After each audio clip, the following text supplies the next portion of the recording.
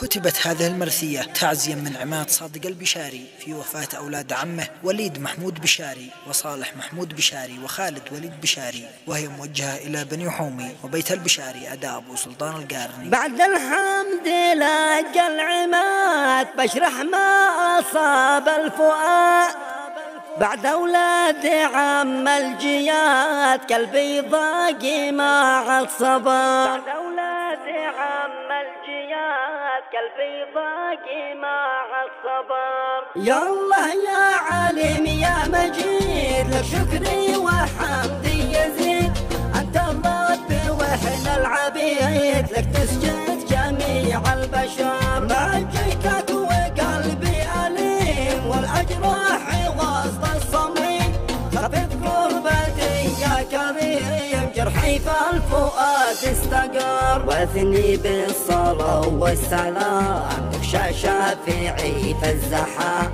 المختار خير الأنام للخلق جمعه نذر. أنت الحق اللي نعبدك فيما صابنا نحمدك، وابن الحمد والشكر لك إعداد الورق في الشجر. بعد الحمد لك العماد بشرح ما أصاب الفؤاد، بعد أولاد عم الجياد قلبي ضاقي مع الصبر. جاني علمي وقت المقيل احزني بيوم مهين، ضيعت الطريق والدليل من نبي ومن علم شر. قصة محزنة دامية أقوتني بنار حامية، طبقني الحزن يومية والأعيان غشاها.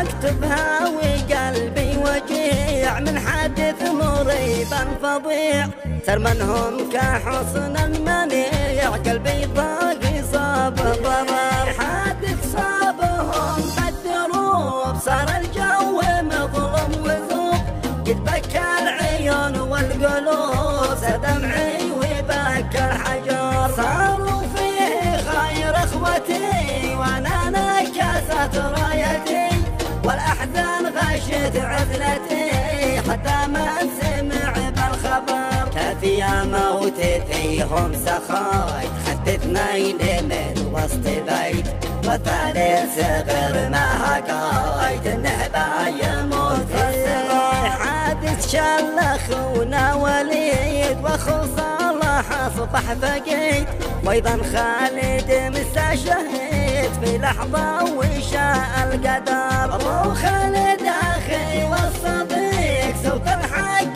جاء في الطريق، كان الرزح في كل ضيق ووفى الناس واغلى البشر. وخالد صار نعم الولاد قلبي الصغير افتقد، موته شل عقلي وهاد اعمال الفؤاد والنظر. صالح كنت به احتزم كان اهل الجميع مبتسم، عيشي بعد موته هدم صالح قد رحل واكتبر. واللي زاد حزني وشاب في وسط الحنايا لهب، الصادم لهم حنهرات زاد الحزن بالمختصر. حادث ربنا كاتبه فاللي صار فيهم وبه، يا حمى على شاربه كيف يهرب وهم في خطر. شاف انه صدمهم ونار كان وقف يشوفهم وشاف،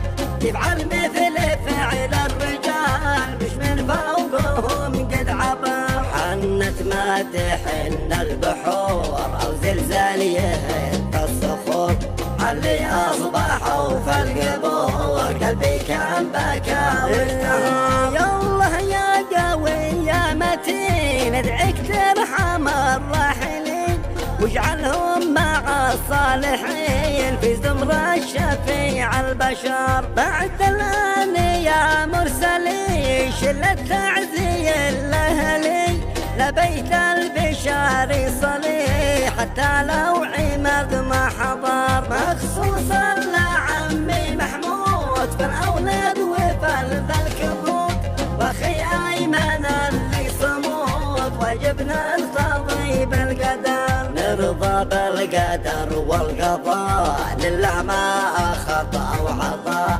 حتى لو يضيق الفضاء ما بش من مقدر حدا. واختمها بذكر الرسول ثم ابنيهما والبتول، حتى الزرع علي فالحقول شفعنا بيوم ننتظر.